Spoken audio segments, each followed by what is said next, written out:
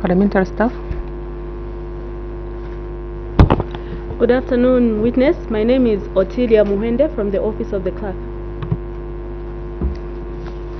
I'm Architect Peswe Jean Edward. I'm Jacqueline Sabao, Member of Parliament for Jigankata constituency. I'm the Vice Chairperson of this Select Committee. Jean Edward will welcome you to this important committee, receiving the submission from the general public on the Bill 7 of 2025.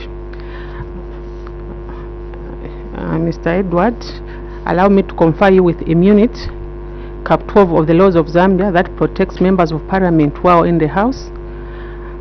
If you choose to mislead this committee, the same law will be used against you in the court of law.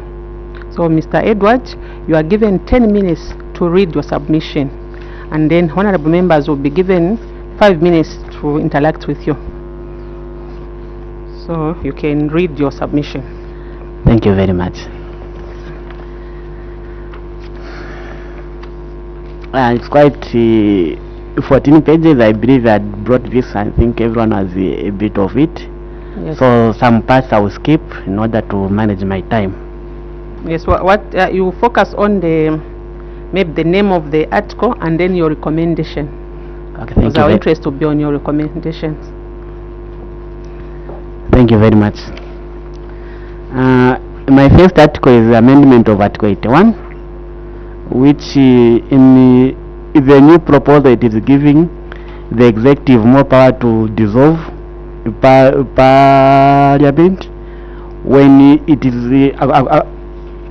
according to the article it is not effective to it becomes difficult for them to really govern. My biggest concern is the way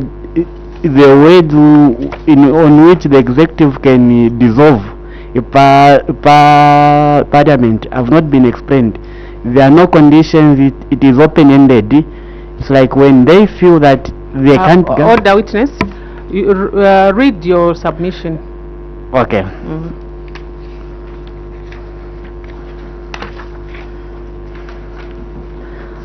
On my second page, 3.1, proposed amendment at Article 81, executive powers to dissolve parliament.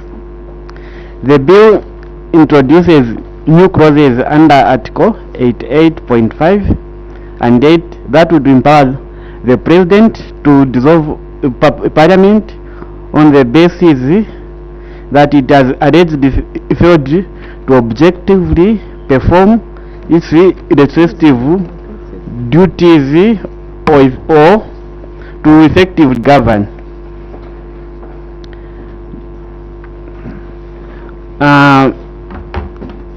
My objectivity to this matter, why I'm objecting it is vague and on legal implications. The next page, number 1 and 2. Honorable Kambita.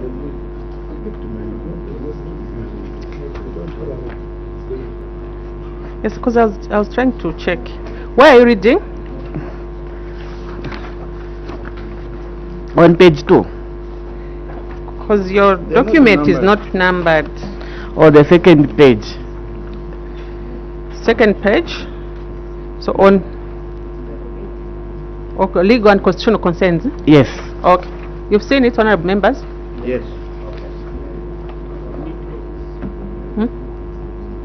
Sorry?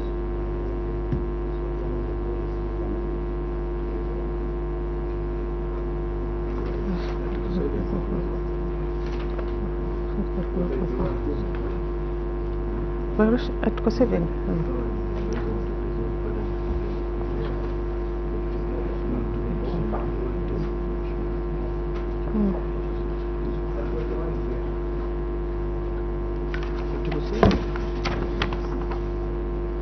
Article 81. Article 7. Honorable Gambita.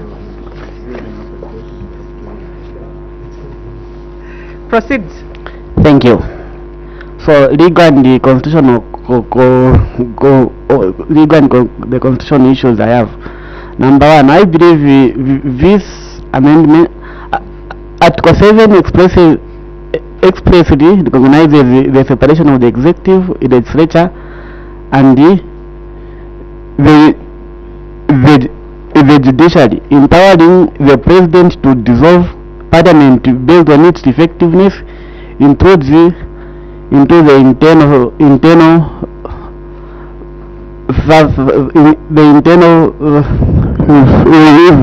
functions and the political judgment of the parliament. The second issue I have with this, number 2, it's vague and subjective subjective standard. Terms such as objectively perform legislative duties and effectively govern are not defined.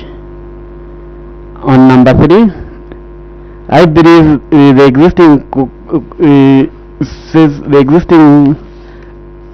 safeguards in the Constitution are sufficient to make sure that to ensure that there is one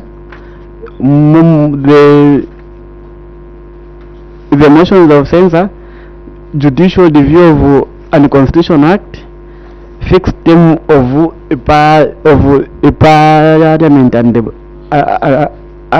the president. Therefore, my recommendation is that the proposed amendments to Article 81 be entirely deleted.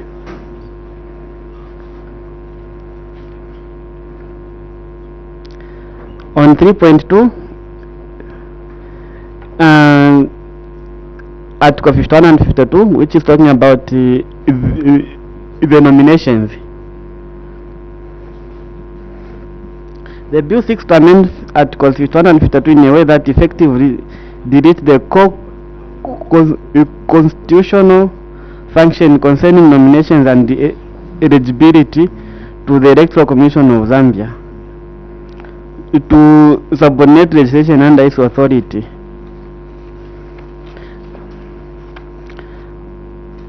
The legal constitutional concerns. I feel amendment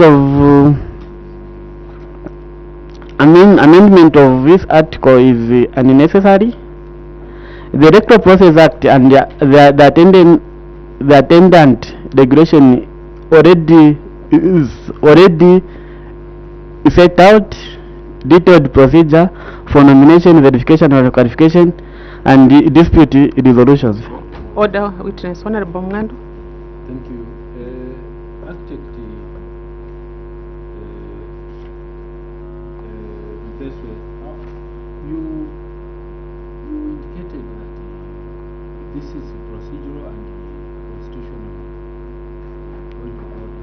Because I would want him, you mentioned that the powers by the president to dissolve parliament,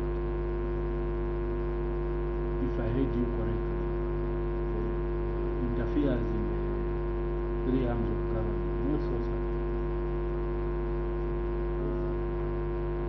Let me almost put a goal record. You can answer now. Okay. The amendment to the provision that when the president dissolves the parliament because it's not able to functionally do its functions, he has to go to court, to the constitutional court, I think, to get clearance.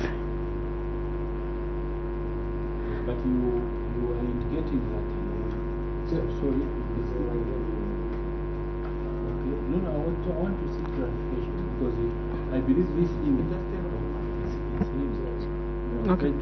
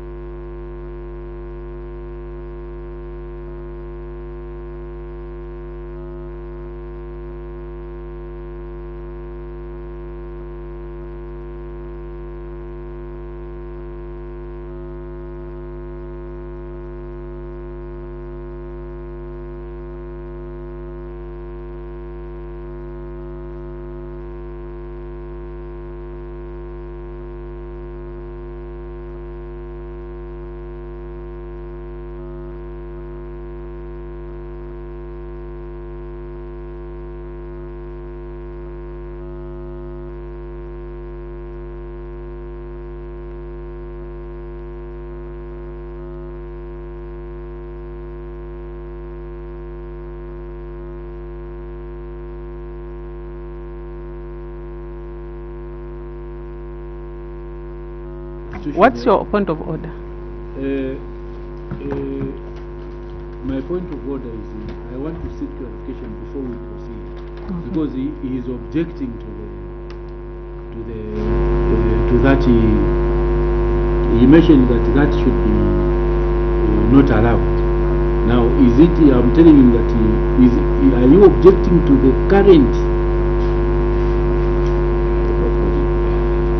or the proposal, or is proposing? We need that guidance. Is he speaking to Article 81? Okay. Witness can respond to that. Thank you. I would have, okay. The current Article 81 is there. However, this bill also seeks to amend it further.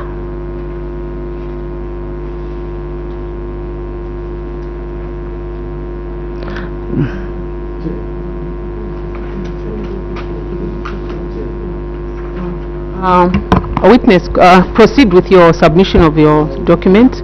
Then later on, members of parliament will engage you. Thank you.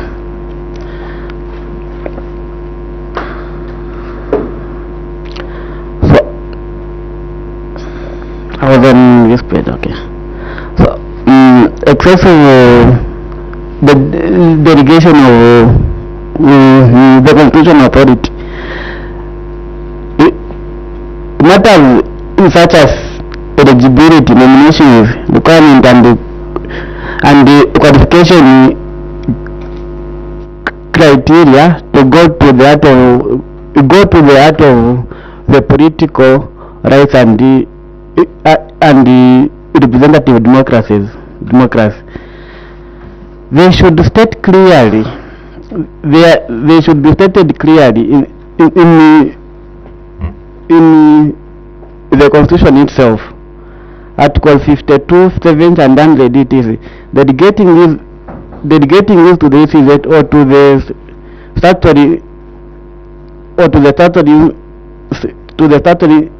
statutory instrument risks. 2. Underpinning the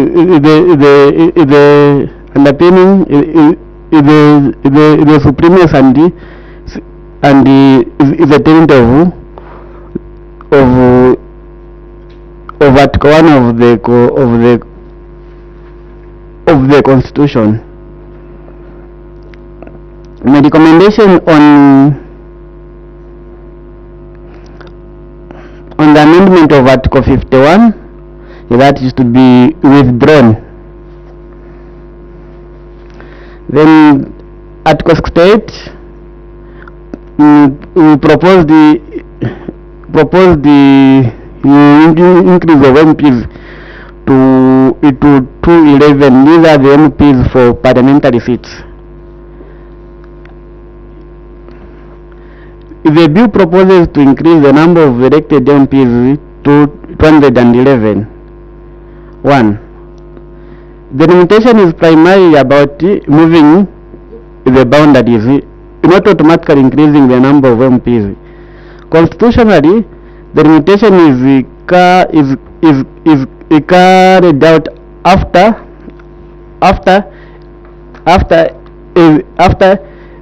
a census, so that the boundary of the work can be adjusted. It will reflect the population shifts and equalize the representation.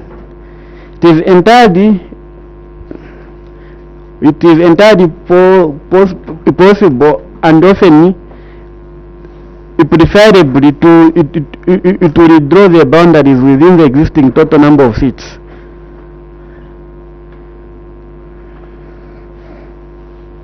Next page.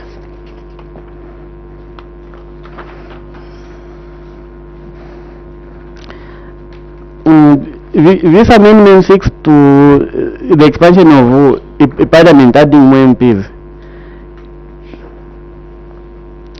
So there are questions on which the work can be done. the Constitution already allows the Electoral Commission of Zambia to conduct the limitation after census. The powers can be used to equalize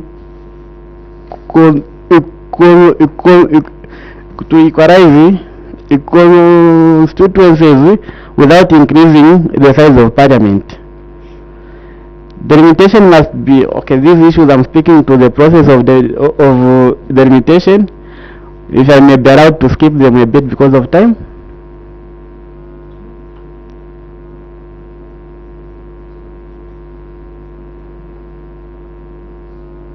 Continue. I was seeking your permission that I can skip some of the procedural explanations I've given, so that I go straight. Yeah, you can skip some of the things since we have your written submission. Yes. Yes. So, at the bottom of the page, almost near the bottom of the page, Article 41, it is concerned with the equal distribution, not the equal square meters. Land size can be considered for administrative convenience, but it must not be used to mask the entrenched over representation of sparsely populated areas. I've drawn an example of the 2025 census report provisional, which had, for example, had put Iruapura province at almost 1.5 million people, and it has 15 constituencies. Therefore, the average is about, on average, assuming everything is equal, Iruapura as 100,000 people in each constituency. Then I also looked at Lusaka, which has a estimated population of over 3 million. When you divide by the number of the seats Lusaka has 13, meaning each member of parliament has over 236,000 people, which he represents.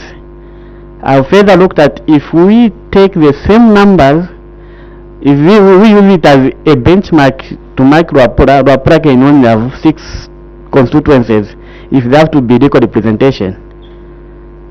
Then reading on the same page, number A, where they have numbers there, I've looked at increasing the number of seats of in parliament does not necessarily mean that areas will develop, because increasing it is also attracting that money is going to move from the treasury into the MPs, and I've not seen a study which has attributed that the more MPs you have, the more likely you have to develop. So this is what I have here. On the next page, I'm trying to equate how CDF how you can give CDF to the needy areas without increasing the number of MPs. For example, based on the 2025 report of census, where there is estimated 21 million people, if CDF is 40 million, it means each Zambian is given 285 kwacha in that CDF. The witness, you have a lot of figures. Maybe you stick to the object of the bill, because we don't have enough time. Yeah. Talk to the clauses of the bill and your recommendation. The other things we'll read on our own. Thank you. So the bill to increase the number of MPs, as at the moment, my recommendation is that it be removed, because it's not really serving a much bigger purpose which the number of MPs we have can't do.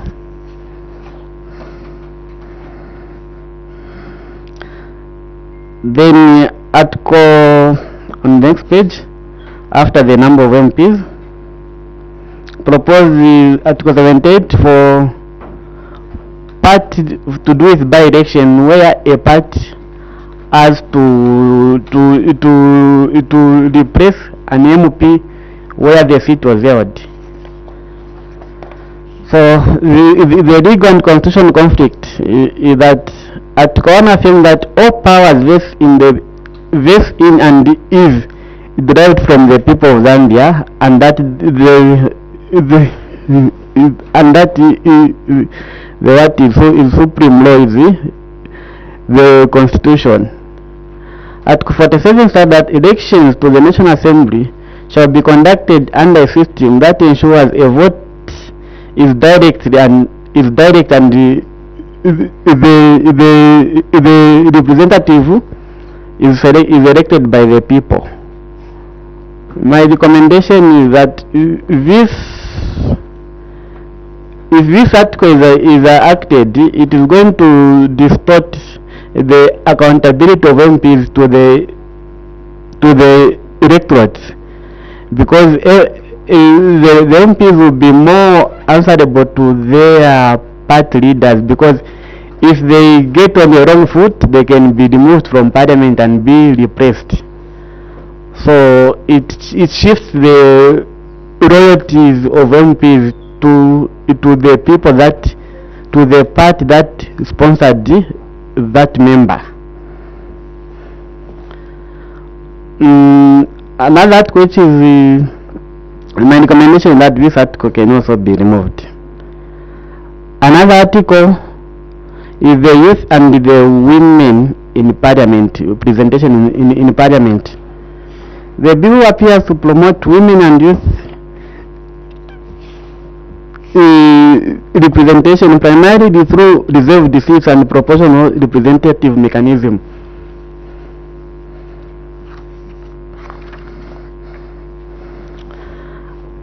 However, on the next page, existing the Article 259, which ensures that the appointing authority should consider gender balance when making appointments. Therefore, introducing more youth and women directly on reserved seats is not serving a purpose, because the parliament is not the only place where they can make a difference.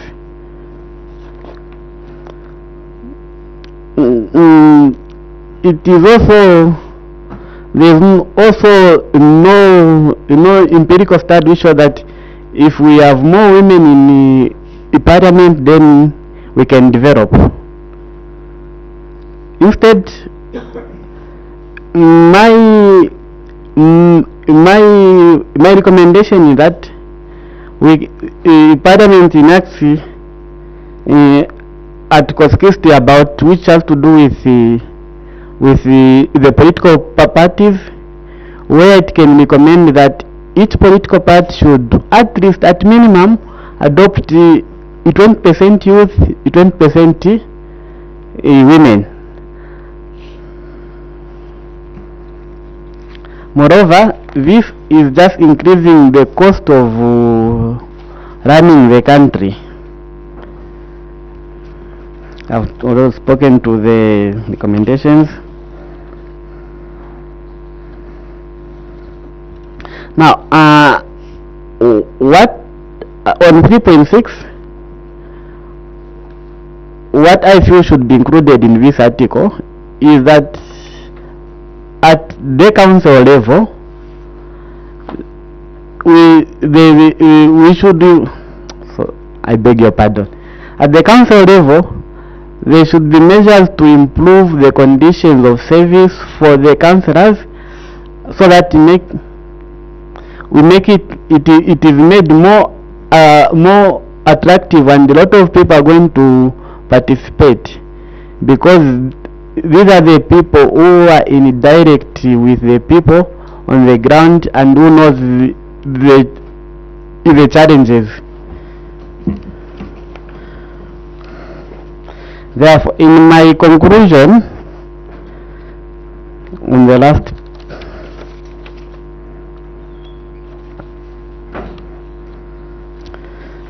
last page,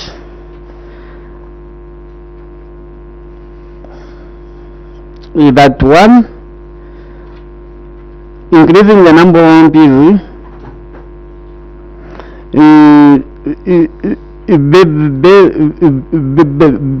based on the assumption that more constituencies automatically mean more development, instead of considering a population-based CDF allocation. Creating a supervision mechanism for women and youth while ignoring Article 59 and failing to perform and failing to reform bad practices and local governance. Neglecting a councillor remuneration, thereby weakening decentralization and distorting political incentives.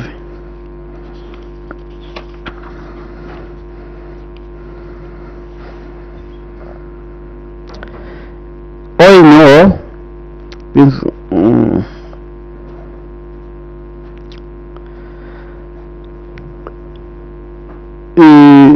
this committee should consider revising these highlighted clauses. Thank you. Thank you so much, our witness. Honorable members, you are free to ask questions or point of clarifications. Honorable Kambita. Chairperson, I just want to, following the witness's own submission, I just wanted to clarify his point of argument concerning amendment of Article 81 in its entirety, and replacing it with what is appearing in the bill in which clause is this one? So my area of concern, clause 11, which says repeal and the replacement of Article 81. Now I want to put it to you, witness, that what is in the Constitution now is what Zambians had agreed for themselves, and to buttress the point which was earlier raised, of course you are not here, earlier by chairperson of this committee, is that Parliament dissolves by operation of the law and not by decree of the President. By operation of the law, and this is how it is. It is stated that it shall dissolve 90 days before the next election day, and the election day is also set in the Constitution. So there is a specific date. We even know the date when Parliament will dissolve this year, before the President pronounces himself. I can even tell you the actual day when Parliament will dissolve. So that point, you need to take it, we need to correct the point. I know where you're coming from, where you talked about the President. In the case now, which is an exception, where the President would, if necessary, dissolve Parliament, and the law gives the circumstances under which the President would dissolve Parliament. They are there in this Constitution. So those are the ones you are now suggesting, which are not being amended here. We are the people, how they put up this bill, are maintaining that provision the way it is. So now it's the one you are submitting to the committee that it should be removed. I just needed a clarification on that one. Now that we agree on that, are you going further? First of all, Chair, with the indulgence, I'm beginning to think the witness could have confused it with the fact that Parliament dissolves by operation of the law, and picked that one item, the circumstance under which Parliament could be dissolved by the President. So I want you to clarify this now that I've given you this information. Witness, you can be noting down the questions. Honorable Mungando. Chair, I think Honorable Kambita has handled my concern, which had earlier on raised, and you allowed the witness to finish submitting. It is the same concern. Okay. Thank you. Any questions, honorable members, or clarifications? Okay, our witness, you can respond to the question by Honorable Kambita. Thank you. So, Honorable, this article, I've picked one circumstances which has been vague, which it says the wording is not clear, that effectively and objectively fail. So what is the definition of those things? That's the point of view I'm looking at it. When it's not really very clear what constitutes failure to govern or failure to perform its duties.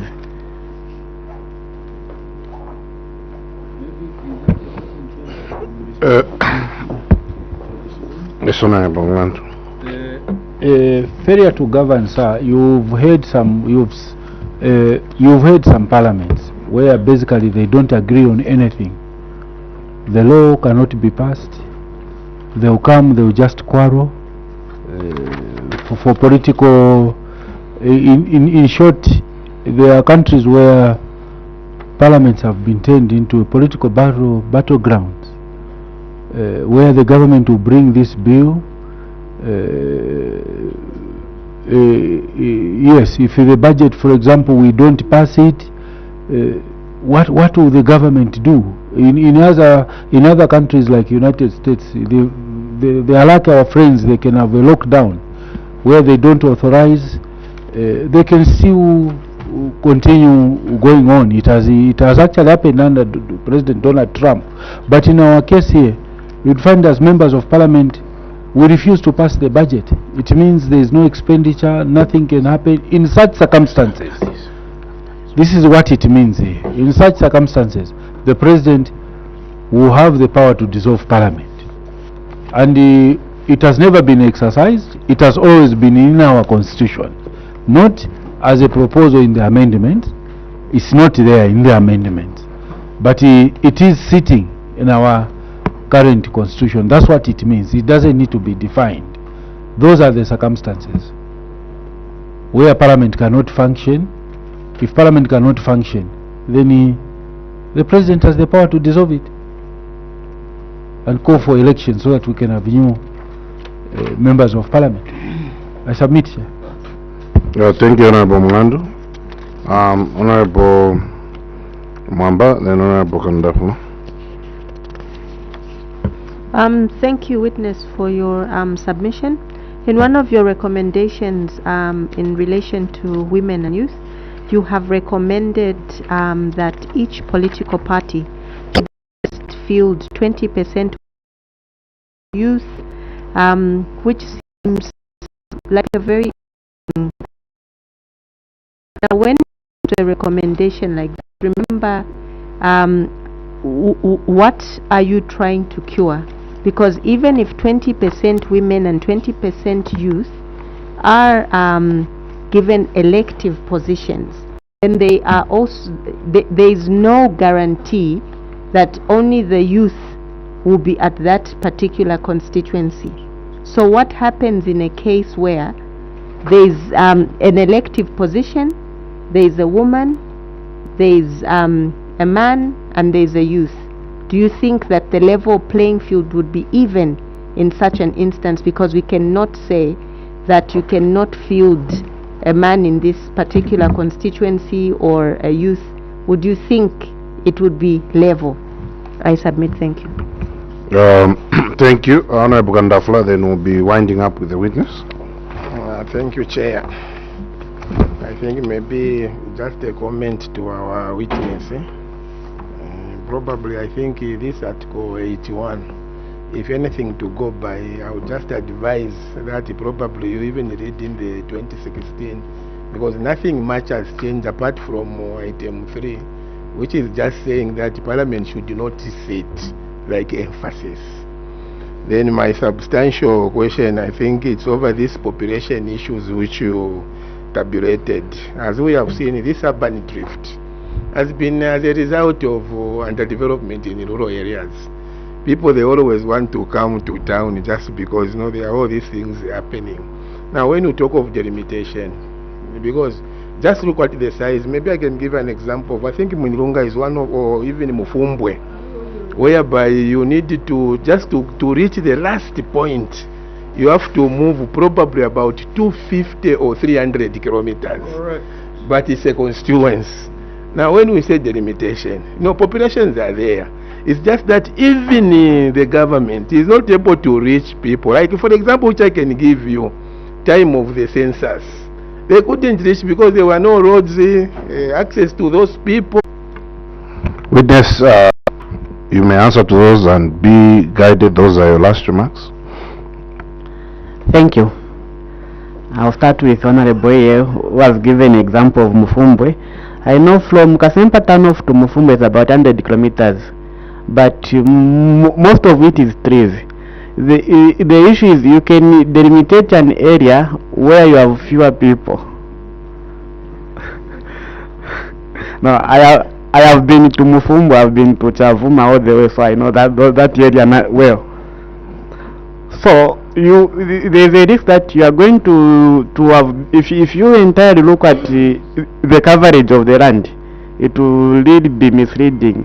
And interesting enough, MPs are able to campaign to every corner of the constituency. So I see no reason why they can fail to go and deliver the services when during the campaign they make sure that they visit almost everyone in the constituency. Then on Honorable Mwamba's question, when we go by numbers, if the constitution says 25% should be adopted, it means every political party will adopt the numbers. It means you have boosted the chances of having a youth or a woman being elected. However, the final result may automatically not be 20%. It's going to come a bit down even to 15, but you have boosted the chances of the people being elected. At the end of the day, the people should elect the one they know. And if we bring just the people in parliament who are on a preserve of a party, whatever they will do will be based on the party and not the people they are representing. They are not representing anyone other than the party. Their interest will be to move the agenda of the party in parliament. I submit. Witness, we thank you for appearing before this committee. Architect Peswe Jean Edward. Thank you very much. We lift the immunity and wish you well. Thank you. Thank you.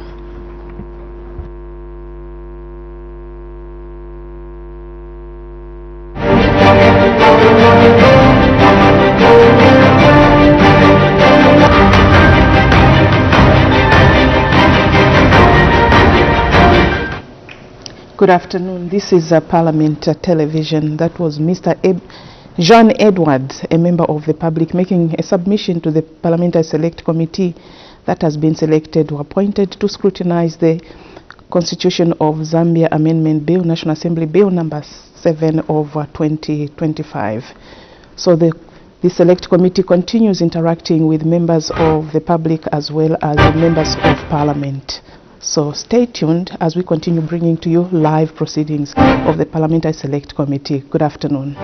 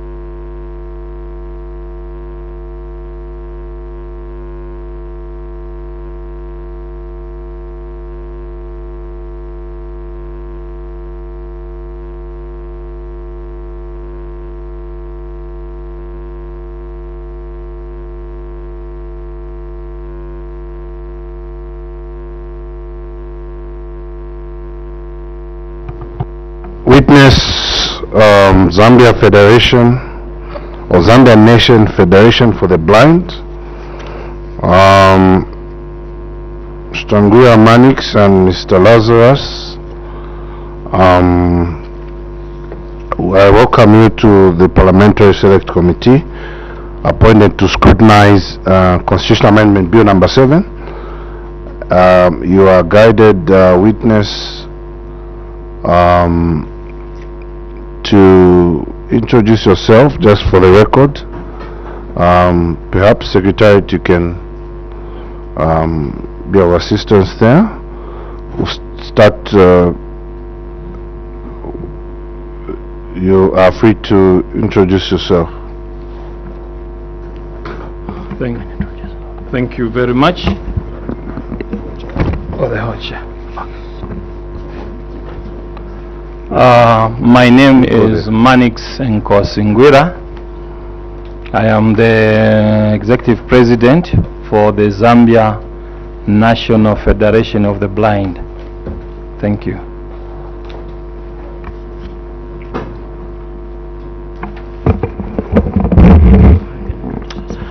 All right. Good afternoon, Chair, and good afternoon to everyone here. My name's, I sensed you didn't pronounce the last one, so I'll start with it. I'm Hagarebula Lazarus, and I'm Vice President, Zambia National Federation of the Blind. Thank you. Thank you, witness. Witness, you're welcome. Honorable members, please introduce yourself so that our witnesses may know who they are interacting with. Thank you, Chairman. Good afternoon, our witness. I'm Jacqueline Sabao, Member of Parliament for Jigankata constituency. I'm the Vice Chairperson of this Select Committee. Thank you, Chair. Good afternoon, witness. My name is Simon Banda, Member of Parliament for Petauke Central. I'm also a member of this Select Committee. Thank you.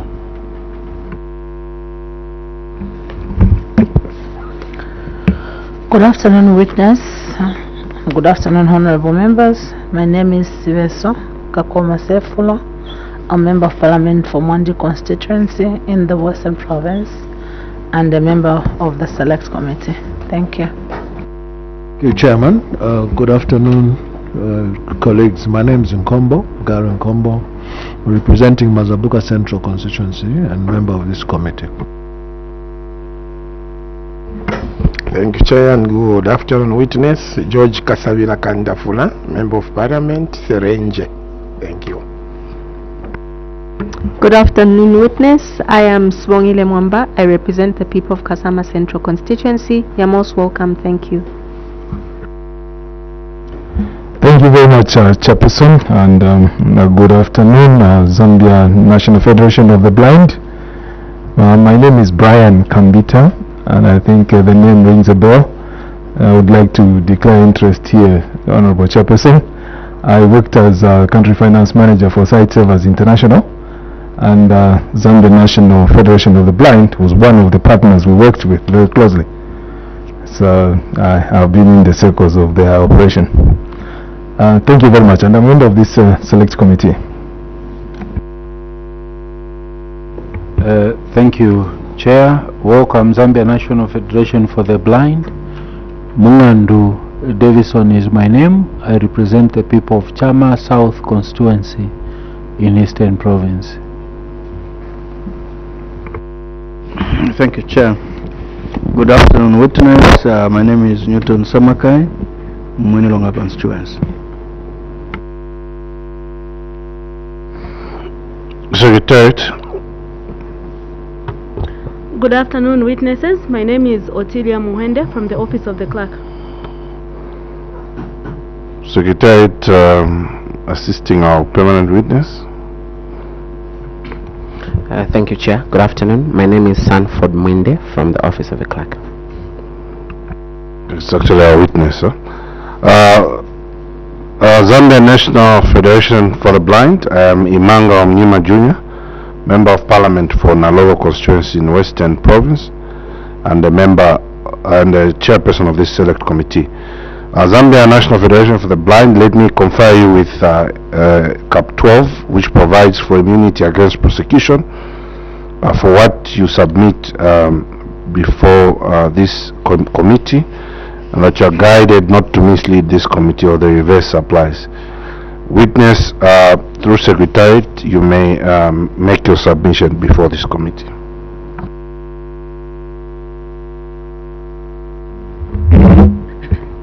Thank you, Chair. I'm just assisting in the reading of their submission.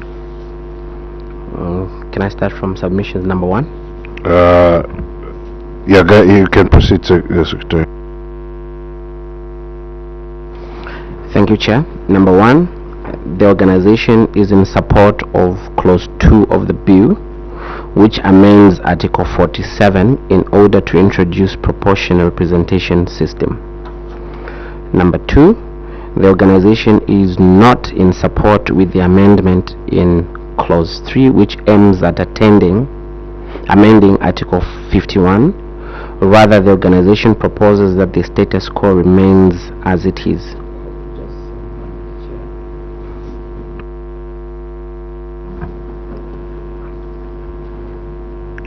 Witness, can proceed. Okay, we want to really appreciate the operation of the committee, select committee. We also want to appreciate for our guide who is here to guide us.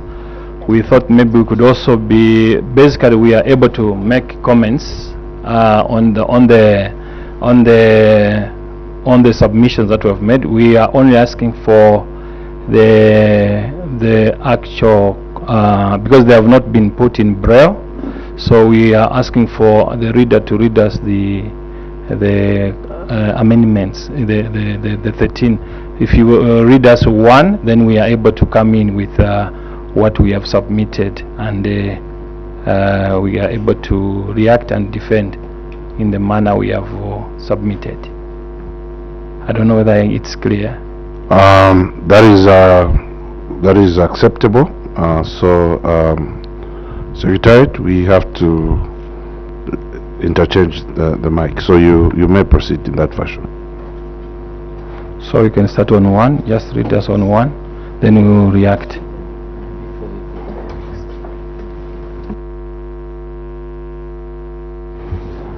Thank you, Chair. Number 1, the organization is in support of Clause 2 of the bill, which amends Article 47 in order to introduce proportional representation system. Yes, so thank you, Chair. We are here coming from the organization, as we have stated. This is an organization that was established on the 6th of July 1981, and we sit on plot. Is it okay? I can proceed? Can I proceed? Please proceed. Okay, so we are here to defend our submissions. Like I said, we are an organization that was established on the 6th of July 1981, and since then, this is the first time as an organization that we have seen an opportunity to submit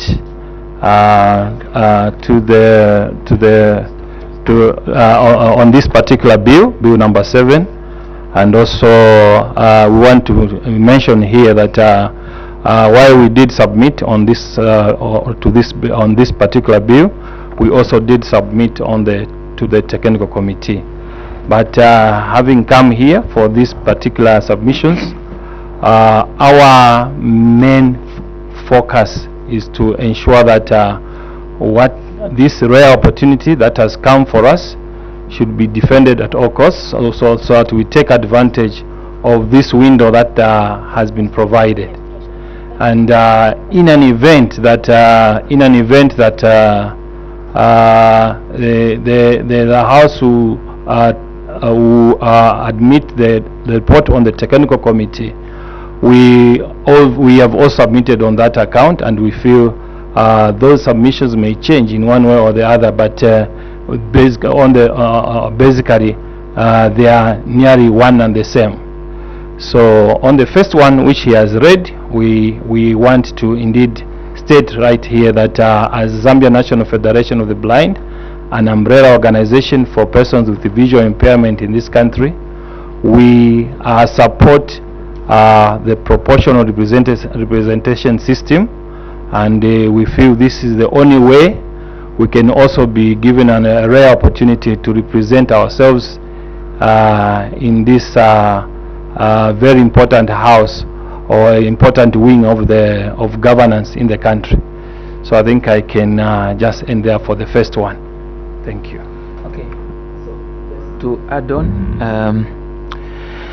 just to add on, Chair, it is very, very important to note that as the President has alluded to earlier on, we have had no representation except from the goodwill of the then President, His Excellency Dr. Kenneth Kaunda, may he so rest in peace, who actually thought it wise to have a person with a disability, but even when it wasn't stipulated in the Constitution, but just because he understood that every citizen was supposed to be accorded a chance.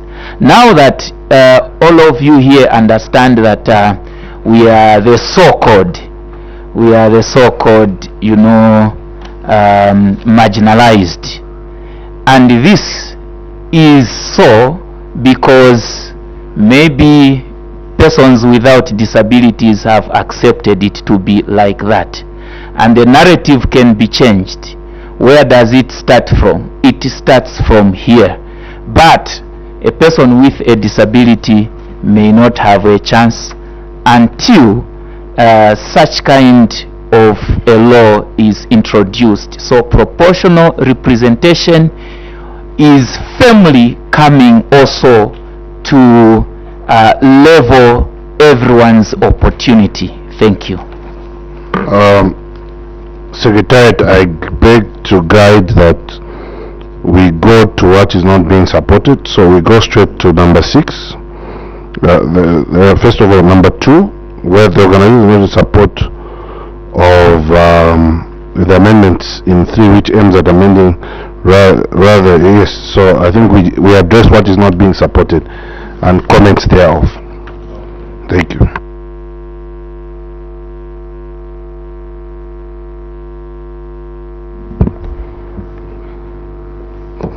Thank you, Chair. So it's going to be 2, 6 and 8. So number 2, the organization is not in support with the amendment in clause 3, which aims at amending Article 51. Rather, the organization proposes that the status quo remains as it is.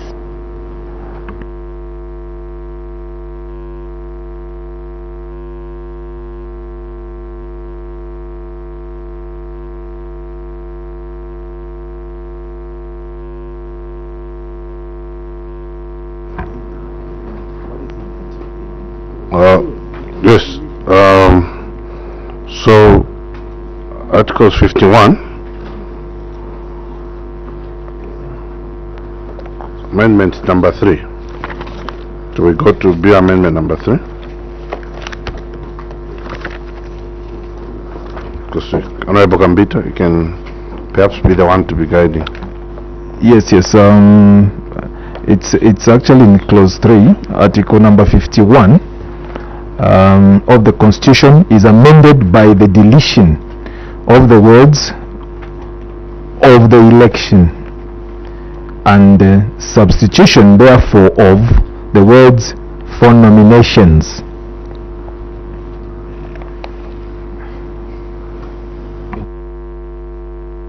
Can we comment?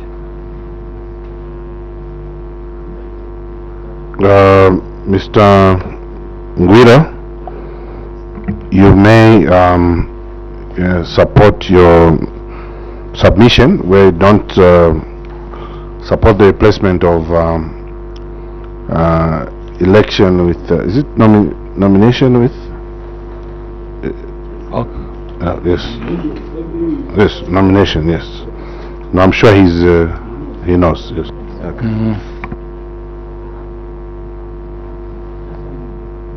Mr. Nguya, you can proceed. Okay, thank you. Thank you. Chair, we are here to state our position on this one because it is our feeling that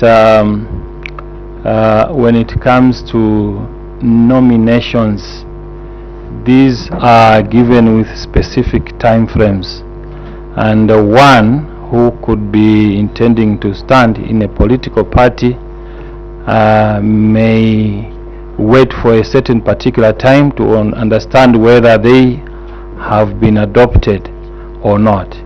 But in circumstances where they have come to understand that they've not been adopted, do they have the privilege of time to do so? So we did observe as an organization that we going by this particular clause, then this time is not available. The time has been removed. So it is on that basis that our organization has a feeling that in a true democracy we can allow that every person exercises their freedom to take part in the political welfare of the country. So on that one, that is how we concluded that this one will not support, because we feel each person, regardless of what has transpired, if they feel like they can stand as an independent, they can go ahead and do so. I submit, Chair. Just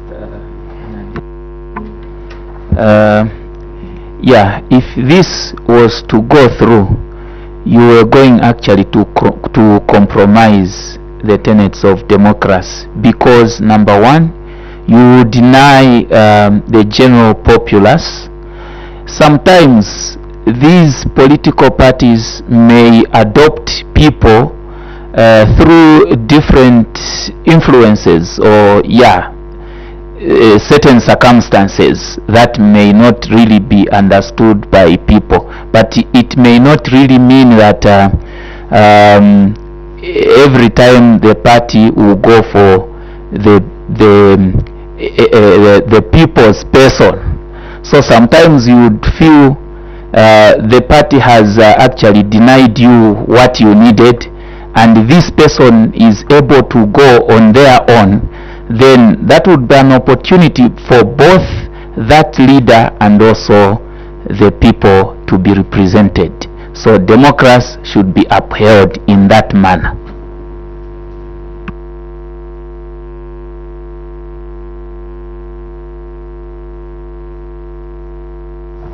Thank you, Mr. Lazarus. We can proceed. We'll move to the next one. 6. The organization is not in support of the amendments to clause 7B, C, and D. Rather, the organization is proposing as follows: 12 seats for women, 11 seats for youths, and 12 seats for persons with disability.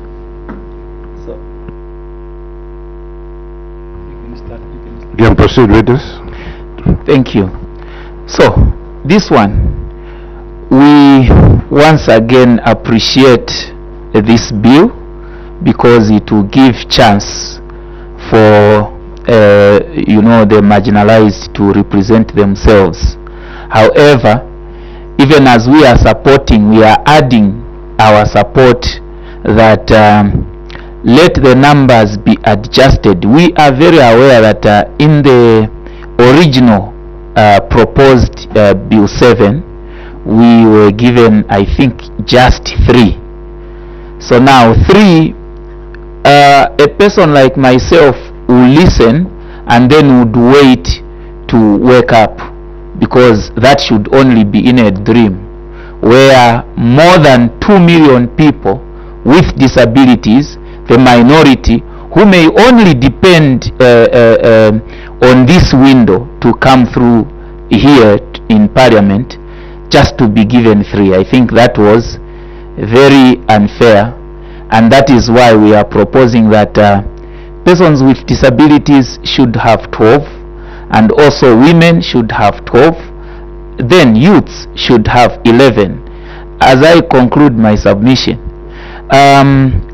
already, if you look at the setup of Parliament right now, you can spot a number of women already represented. And if you critically look at it, you may, I am not sure, but you may spot out a youth or two. Or if not now, it is very most likely that those can even come in without this bill. But for persons with disabilities, they need a change of mindset. But this change of mindset may only happen when we are given an opportunity to show and to prove to the nation that we are able. How can that opportunity come? This is now why we are supporting this particular proposal, and we are adding on 12 numbers for persons with disabilities, because at least in that way, in that manner, we are able to stand for ourselves and prove to the nation and even to you honorable members here that we can be even better and fine colleagues. Let me also extend my call. I know it might be out of the mandate of this particular meeting, but it is just very important for me to call on the nation to support this one and everyone else. Because why am I doing this? I have heard a lot of people who have denied, but without even consulting us. So we really need this one, because there is nothing about us without us. Thank you. Thank you. Indeed, let me also add on the same submission. Yeah, like my brother has said here, as a Zambia National Federation of the Blind, we've worked extremely hard to make various submissions on this particular bill. Like I said earlier on, in an event where the report of the technical committee goes through, you will see that we as Zambia National Federation of the Blind went ahead to submit to this particular committee and went for a higher number, and we feel that in itself should be able to give a signal to those who are doubting this particular process, that as persons with disabilities, we really mean what we are saying when it comes to representation in this country. We want the country to hear us, because we are also equal citizens. We are also citizens of this country, and we call upon the members of this country, or the public, to understand that development does not mean only one particular group of people. Let us be inclusive. Let us talk inclusion, even in this wing of governance and any other wing of governance that we have in the country. So we are saying, in simple terms, we are saying we support the expansion of Parliament, or in terms of constituencies and MPs. And as we do support, we are also calling upon the members of the public to understand and accept that development should include even those people who are with disabilities. And in this house, we want that in this house, the numbers, when they are proposing that, in the area bill, where they are in the area submission, like we had, there was only 3 that was suggested for us. But we are proposing, as the Zambia National Federation of the Blind, that can this number be raised to 12, because as it stands, as the marginalized groups, women, youths, and persons with disabilities, we do acknowledge that for our friends, like the women and the youths, you will see that there will be pockets of the society that will easily accept them and vote them through the first past the post. But for us, this is a very far-fetched dream. It becomes a very difficult system for us to take part or benefit from the first past the post. So we are saying, given this provision of the bill, as persons with disabilities, we want to really take advantage and thank those that have provided, the government that has provided for this rare opportunity, that this is the only window that can allow us to participate in the democratic dispensation of our country. So we want to support it all the way, and we call upon each one of our fellow citizens to understand our core. Thank you so much. Chair, please. This one is really at heart, so just allow me a minute. We are not even speaking from without. I was saying this one is a matter on our heart. So we are not speaking from without. Prior to 2021 elections, one of our members stood somewhere in Eastern Province, and this fellow was humiliated because his disability was used, to campaign or to decampaign him. A matter which I have not even heard anyone follow up, because that is how some of these matters can die, because the people involved are seemingly valueless to other people. But I am really crying for this one to go through, because if there was a member of parliament, or there were members of parliament here who are, persons with disabilities, I'm very, very sure, even as I sit here, this paper was going to be presented in Braille. Not that you don't want to help you people, you do, but sometimes you may not really know how to. But when we are here ourselves, we are going to guide to make sure no one remains behind. And please, I want to once again briefly appeal to the nation that let's allow our abilities as well to be showcased.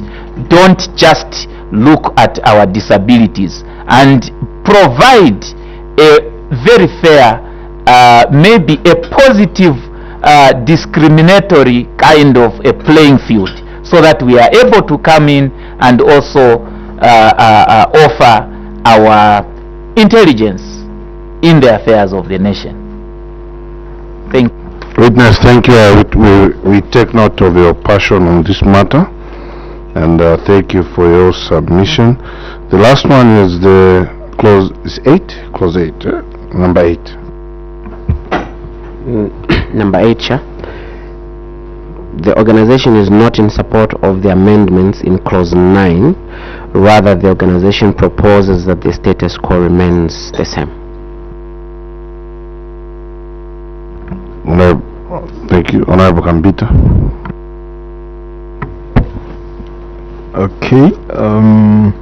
Clause 9 is in relation with Article 72 of the Constitution, is amended by the deletion of clause 2H and the substitution therefore of the following: H is disqualified in accordance with this Constitution. That is a disqualification of a nominee or a member of parliament. And then B, deletion of the clause 8 and the substitution therefore of the following. 8, just up to there. Okay. Mr. Anguira, would you want to speak to that one?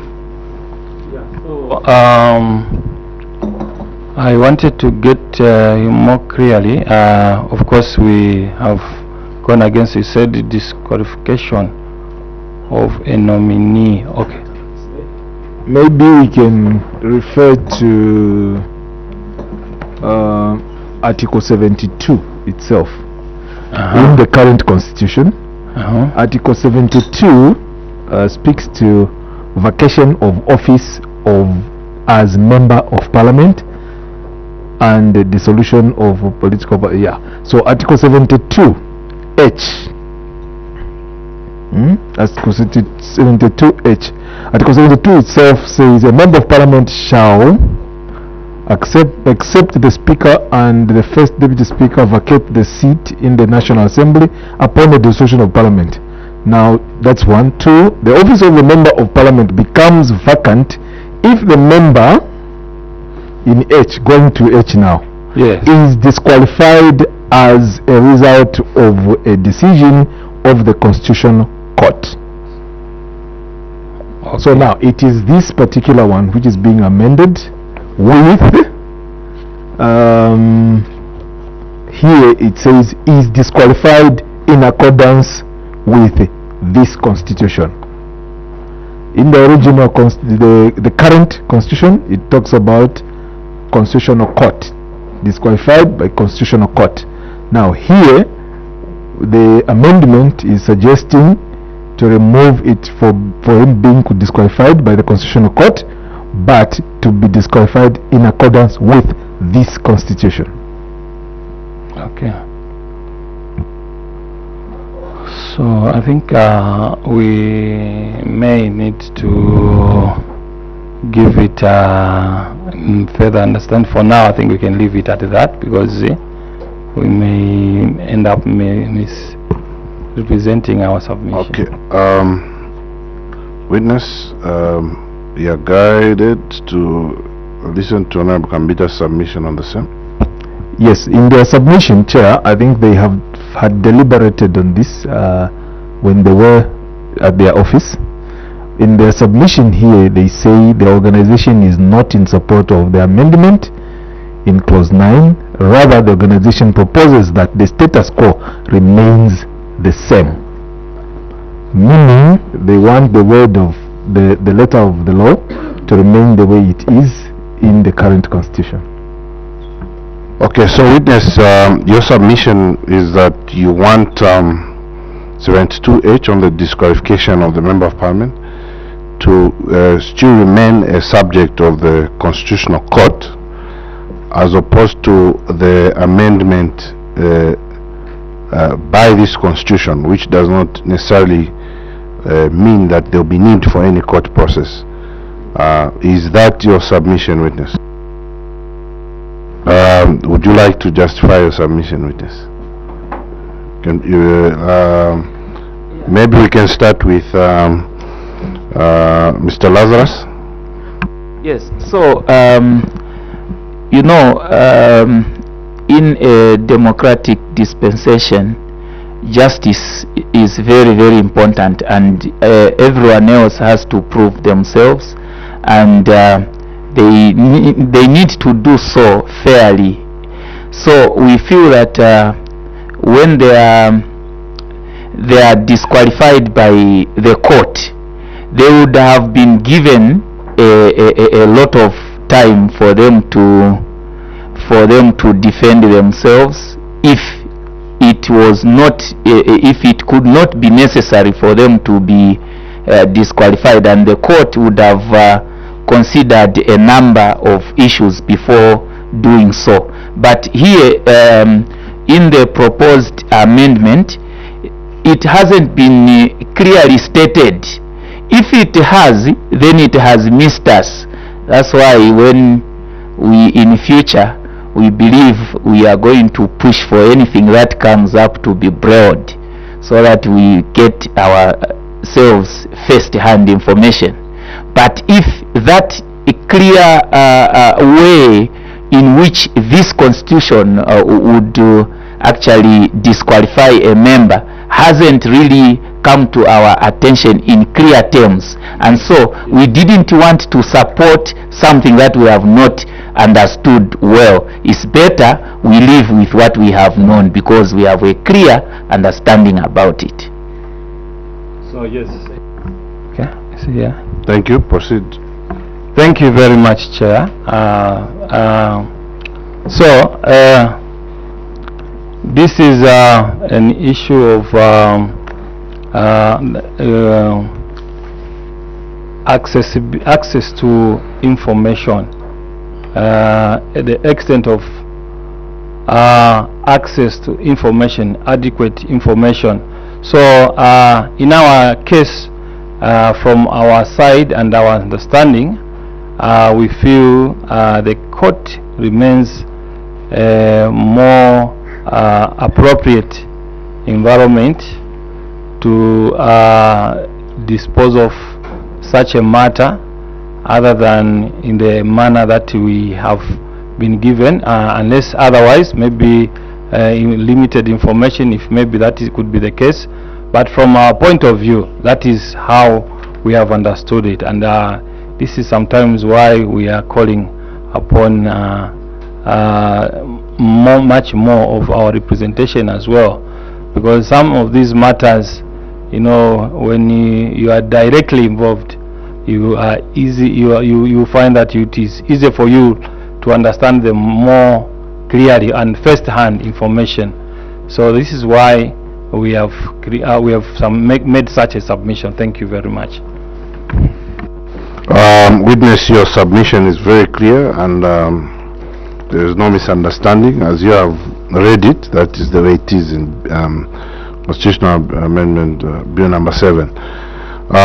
Witness, we would like to thank you most sincerely, Zambia National Federation for the Blind, for your submission before this honorable committee. We do not take your effort for granted. We are most grateful that you've found this opportunity to make your views known on this particular bill before this select committee. And I would like to take this opportunity to lift that immunity that was conferred. Before the immunity, you have a comment, Secretariat?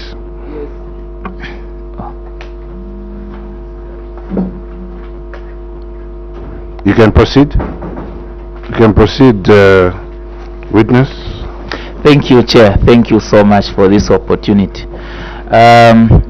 I want to conclude on behalf of the Federation by also appreciating the opportunity, and also I want to register here my disappointment that as Zambia National Federation of the Blind, I think as the President in his preamble really mentioned that we were formed in 1981, and we are very, very much available at your disposal in case in future, in case even what we are fighting for doesn't go through, because we don't know. After all, we are the minority group. Now, in case this doesn't go on, Chair, we are asking that when there are matters of this nature, let Parliament be alert to the fact that we have this very and extremely important group of persons with disabilities. Even when we are the minority, but we also carry a certain influence that you may wish to understand that it is very important, because myself here, I have people who actually are affected with my condition, and when they see that I'm able to contribute to the development of the nation, those people too, you know, I represent them. So it is not really very true that we are a minority group. After all, you know, disability can come at any point, even when we don't wish to have more members, because I think we are okay like this. But we pray that please remember us, because I wished we were also written to, but thanks be to whoever made it possible for us to be here, and through our push we are here. Thank you so much, Chair, and may God bless you. Just a simple one, a short one. Yeah, thank you so much. That's of course our concluding remarks. We are saying our coming here is all because of the inclusion that you have shown. We thank you for this rare opportunity that you have given, granted to us, to appear here at this select committee. And we just appeal that let this appearance that we've made here be indeed meaningful, even as you proceed with this process. And it is our core that the process itself have those blessings that it should go through. On our part, we feel such a rare opportunity would grant a lot of our masses a chance to take part in national development, and that is meaningful development on their part. So let this appearance that we've made indeed have a bearing on the future and the remaining process of this particular engagement. Otherwise, thank you very much. We are very grateful for coming to represent our fellow persons with disabilities at this particular forum. Thank you. Thank you, Mr. Nguyen and Lazarus, and those are welcome remarks, and Secretary does take note and recognized your desire to be part of any legislative engagements going forward as a key stakeholder. We appreciate you, and we wish you well, and please continue the same passion, and this will culminate in more inclusivity, which we also stand for. Witness, we wish you well. Thank you.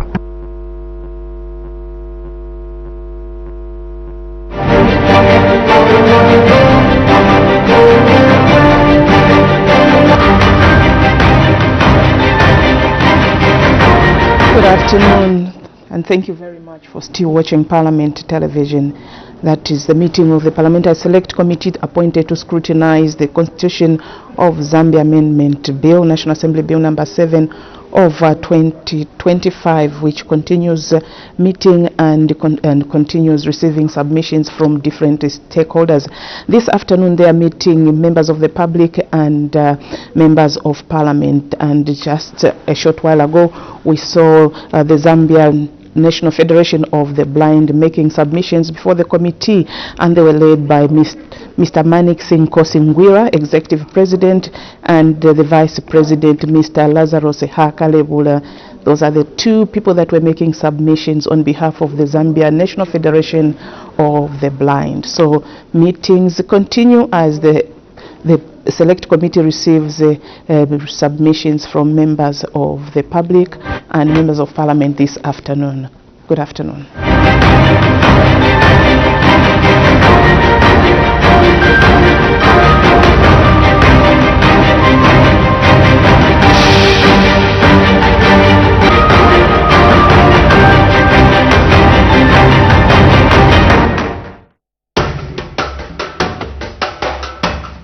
Explore and experience the magnificence that is Zambia. A thrill-seeker's paradise, blessed with some of the most breathtaking adrenaline activities on Earth.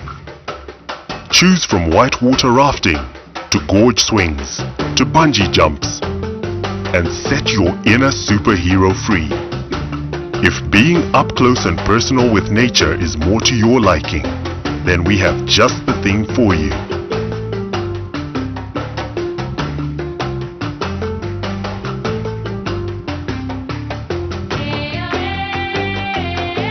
Get to interact with the Big Five in their natural habitat.